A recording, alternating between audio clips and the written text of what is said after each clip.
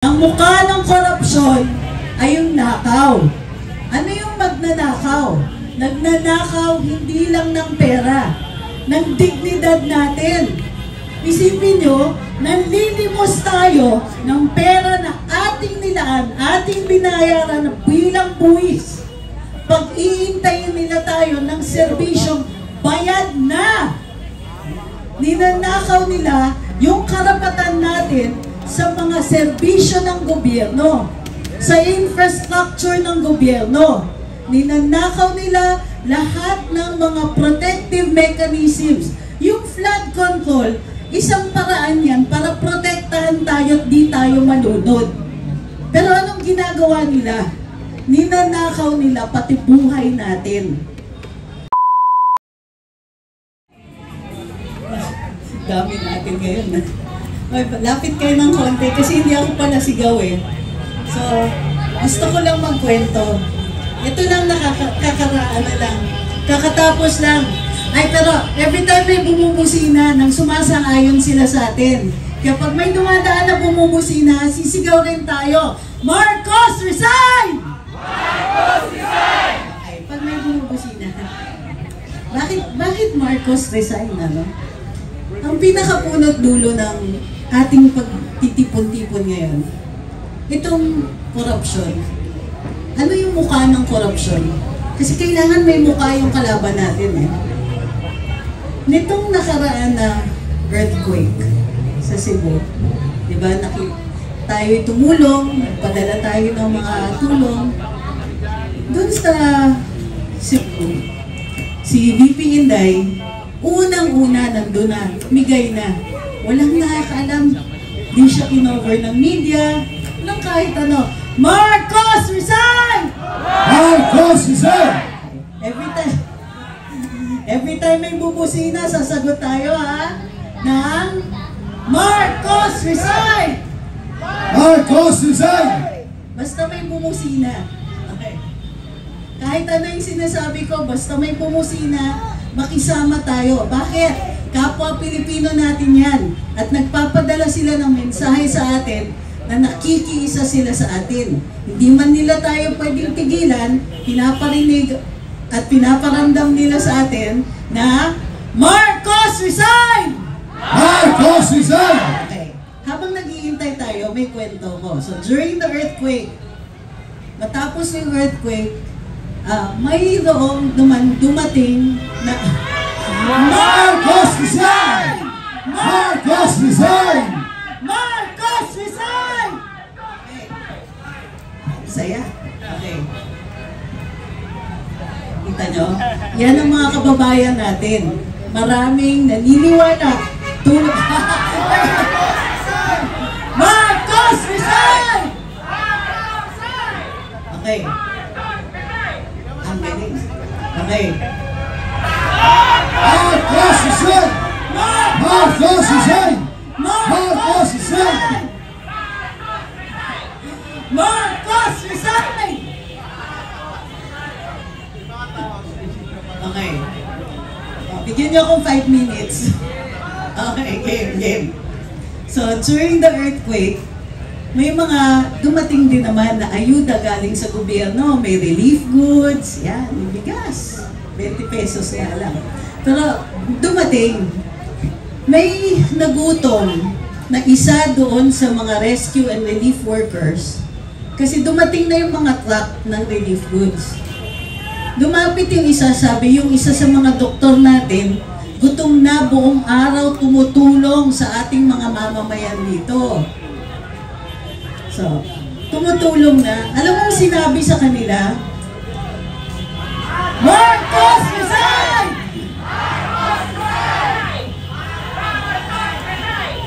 Marcos, resign!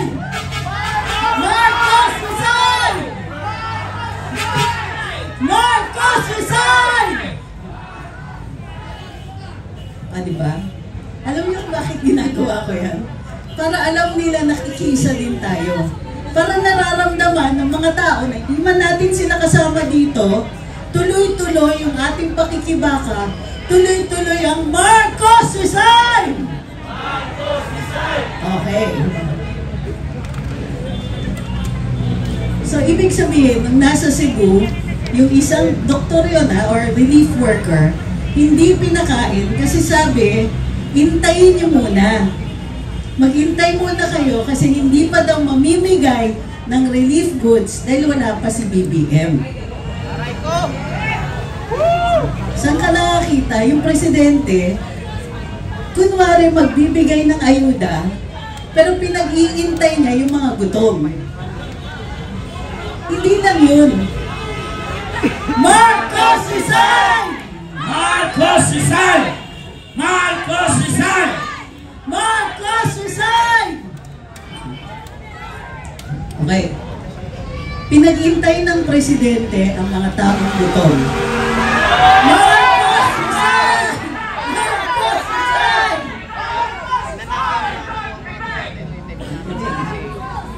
Okay. Ibig sabihin nun, pagka pinag-iintay niya, kasi gusto niya may coverage. Gusto niya may photo ops, tapos parang graduation, di ba? Aabutan niya yung mga biktima, yung mga nasalanta, aabutan niya ng ayuda. Tapos gagawing photo ops. Ang tawag nun, corruption. Kasi ninanakaw niya. Ang ninanakaw niya sa ating mga kababayan, dignidad. Marcos resign! Marcos resign! Marcos resign! Marcos resign! Marcos resign!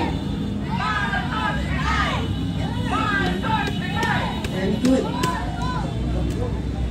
Sila na rin ang magdadala ng mensahe natin sa iba, di ba? Ang mukha ng korupsyon ay yung nakaw. Ano yung magnanakaw? Nagnanakaw hindi lang ng pera, ng dignidad natin. Isipin nyo, nanlilimos tayo ng pera na ating nilaan, ating binayaran bilang buwis. Pag-iintayin nila tayo ng serbisyong bayad na. Ninanakaw nila yung karapatan natin sa mga serbisyo ng gobyerno, sa infrastructure ng gobyerno. Ninanakaw nila lahat ng mga protective mechanisms. Yung flood control, isang paraan yan para protektahan tayo at di tayo malunod. Pero anong ginagawa nila? Ninanakaw nila pati buhay natin, dignidad natin, pati yung convenience natin, yung nakakapaglakad tayo sa kalye na di tayo hino-hold up, di tayo nag-wading sa baha. Mahina. Teka, mahina. Pag malakas. Ano pa yung ninanakaw sa atin? Of course, pera. Pero ano yung nire-represent ng pera na yun? Crime enforcement, law enforcement. Bakit ang taas ng crime rate? Hindi dahil mahina yung mga pulis natin, magigiting ang ating mga kapulisan. Pero kulang sila eh. Bakit kulang? Wala tayong pambayad. Wala tayong pambayad ng benepisyo. Wala tayong pambayad para mabuhay sila na may dignidad naman. Sinasanay tayo ng ating gobyerno doon uli sa pwede na. Marcos resign! Marcos resign! Marcos resign! Marcos resign! Marcos resign! Marcos resign! Marcos resign! Woo! Marcos resign! Marcos resign!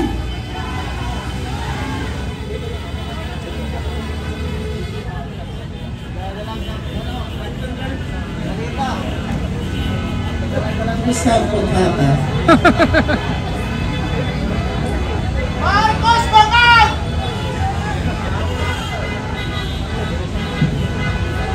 Marcos resign! Marcos resign! Marcos resign! Marcos resign! Woo! Mabuhay mga Pilipino! Mabuhay!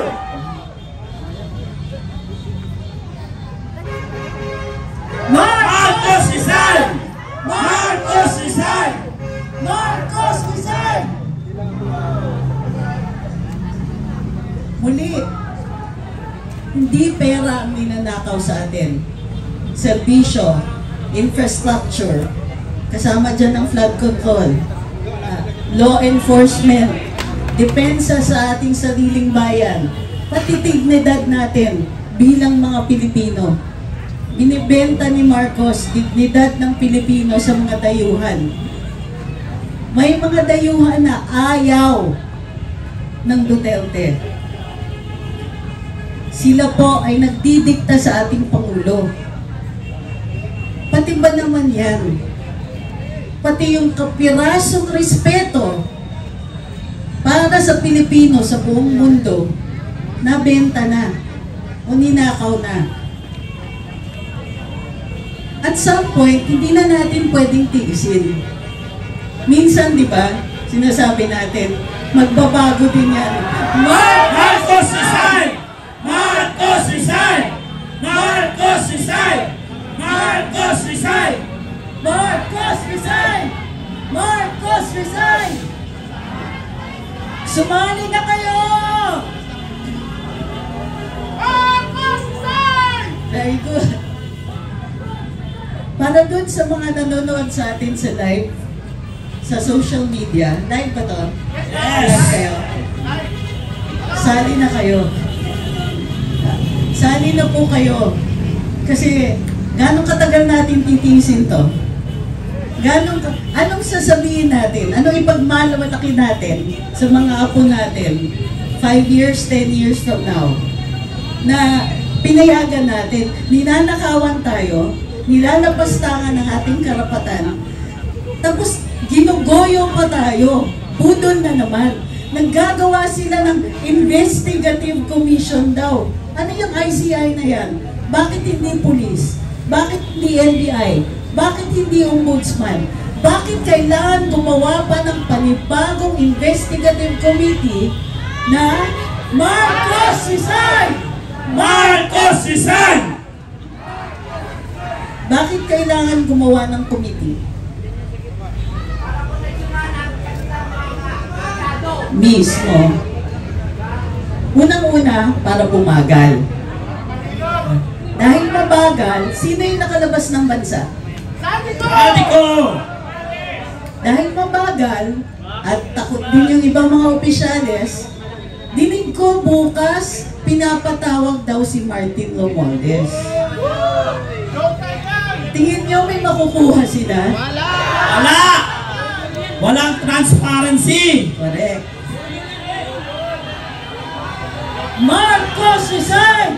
Marcos resign! Marcos resign! Marcos resign! Sa mga kababayan natin dyan sa mga sasakyan, sali na kayo dito!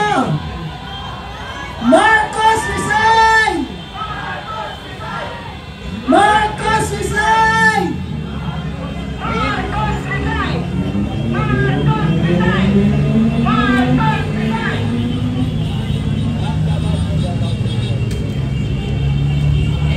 Marcos resign! So, nag-create ng ICI para bumagal, para mayroong mga hindi masama, para may pagkataon na matago pa yung ebidensya. Hindi pa napansin? Kailan nag-announce si Presidente Marcos na na-discover niya ang flood control issues? Marcos resign!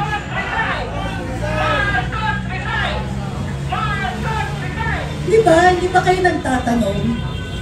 Bakit na-discover niya? Tapos lumampas 1 o 2 linggo, bago siya nagkaroon ng bright idea na gagawa daw siya ng isang investigative body. Hindi niya sinabi sa atin kung bakit sa tingin niya walang kakayahan ang PNP o ang NBI o ang ombudsman na mag-imbestiga. Basta gagawa daw siya. Nang sa gayon, mapanagot daw ng mga magnanakaw yung kanilang ginawa. Pero yung totoo, after those 2 weeks, ang tagal pa bago nagtalaga Sino ba ang magiging bahagi ng ICI? O ito na pangalanan, si Mayor Benji Magalong ng Baguio. Ito naman si Mayor, nag-imbestiga talaga. Hindi siya nasabihan na, uy, charot-charot lang to. So, nag-quit si Mayor Benji. Di tumagal na naman, another 1 week. Sabihan ba naman si Mayor Benji, isa sa pinakamagaling na investigador na nanggaling sa PNP, yung nag-imbestiga ng SAC 44. Yung taong hinihirang dahil sa galing niya mag-imbestiga. Sinabihan siya ni Marcos na, bakit ka nag-iimbestiga? Alain niyo? Marcos resign! Marcos resign! Marcos resign!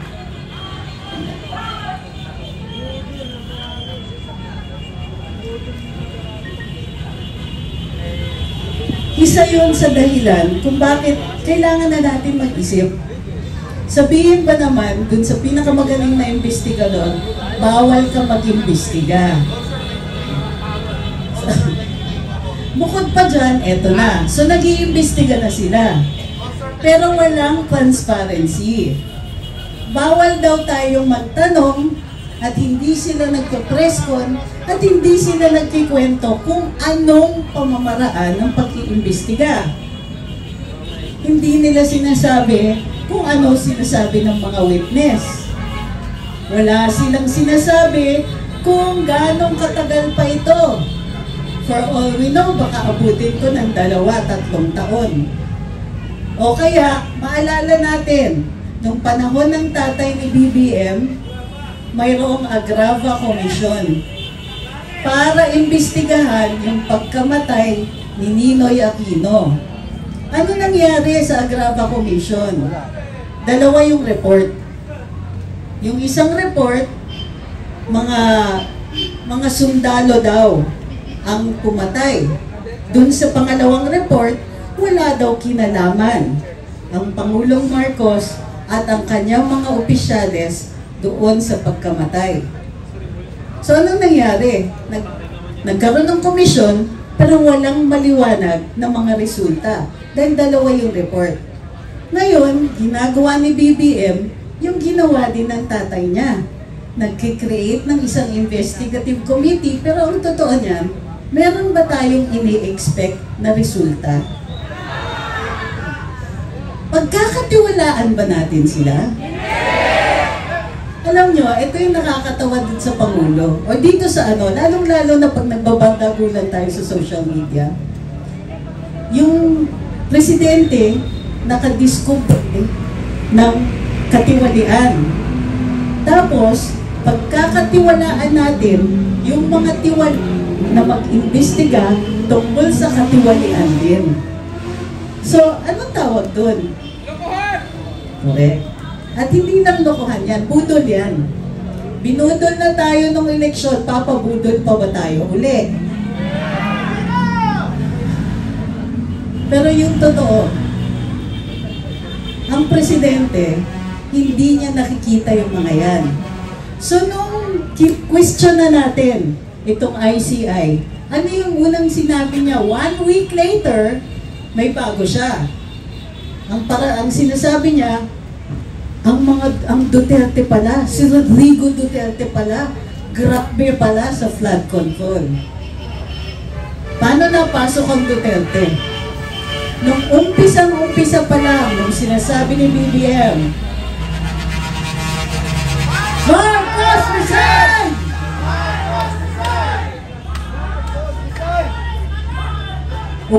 Umpisa pa lang, pinag-uusapan pa lang yung ICI. Tinanong na natin, baka naman gumagawa lang kayo ng investigative body, pero iuuwi nyo pa rin kay Duterte. O, yan na nga yung nangyari last week. Biglang may statement si Pangulo, grabe pala si Duterte. Nagulat ba kayo? Hindi na nakakagulat yung mga ginagawa ng ating Pangulo. In fact, nakakalungkot na. Hindi niya makontrol yung nakawan, kaya gumagawa siya ng gimmick. yung gimmick na yon para hindi natin masyadong pagtuunan ng pansin yung mga magnanakaw. Gumagawa siya ng gimmick, gumagawa siya ng kontrobersya para uli pagbintangan ang mga Duterte. Bakit kailangan niya magbintang ng ibang tao? Kasi ang sarili niya, ang sariling gobyernong Marcos, walang nagawa. Pinagtatakpan lang niya yung kakulangan ng gobyerno niya by accusing somebody else na gumagawa ng krimen. Ganyan ang pagdagulan yan sa social media. Diba? Kunwari, sasabihin namin, ganito ang batas. Ito yung mali na ginagawa ng mga tao ni Marcos. Papasok ang troll. Anong sasabihin ng troll? Ikaw nga ganito ginawa mo eh. So yun yung equivalent. Ang ginagawa ni Presidente Marcos is, sinasabi natin, ang daming korupsyon sa Marcos administration. Ang sinasabi ni BBM, ang mga Duterte nga malala. May mali dito. Tinuturuan niya tayo ng maling rason. Tinuturuan niya tayo na mawalan ng interes doon sa katiwalian ng Marcos administration. At instead, siniset up niya yung mga Duterte bilang mga kriminal para sila ang pagtutuunan ng pansin. Etong problema, nag-work ba? Naniniwala ba kayo sa kanya? Hindi! Naniniwala ba kayo na lahat ng ito kasalanan ng mga Duterte? Hindi! Bakit kailangan pagbintangan ng mga Duterte? Dahil kay Sara. Isang Inday Sara Duterte! Inday Sara Duterte! Saka, Inday Sara Duterte! Yun ang dahilan kung bakit nagwawala ang presidente ninyo. Pero, ang nakalimutan niya, tayo, bawat isa sa atin dito, at bawat isang mga mamamayan, yung mga nanonood sa atin, lahat tayo may karapatan. At isa sa karapatan natin ay magsalita at magpahayag. Magpulong-pulong katulad ng ginagawa natin dito. Karapatan natin ito. Ito ang sandata natin sa isang tiwaling administrasyon. Gusto ninyong magnakaw? Pues, isisiwalat namin. Gusto ninyong magnakaw? Pues, hindi nyo kami mapapatahimik. Alam nyo yung pinakakinatatakutan ni BBM ngayon na sasabihin natin? Alam nyo ba kung ano yun? Correct. So ang ginagawa natin ay pinapantayan natin yung lakas at puwersa ng ating mga opisyales. Dahil binigyan din tayo ng lakas at puwersa ng saligang batas. Yung karapatan natin na pwede natin i-criticize, punain, at sumigaw dun sa kinatatakutan ni BBM na phrase, which is, Marcos resign! Marcos resign! Marcos resign! Marcos resign! Para sa mga kababayan natin, sa ngayon, mukha lang tayong konti, pero ang totoo,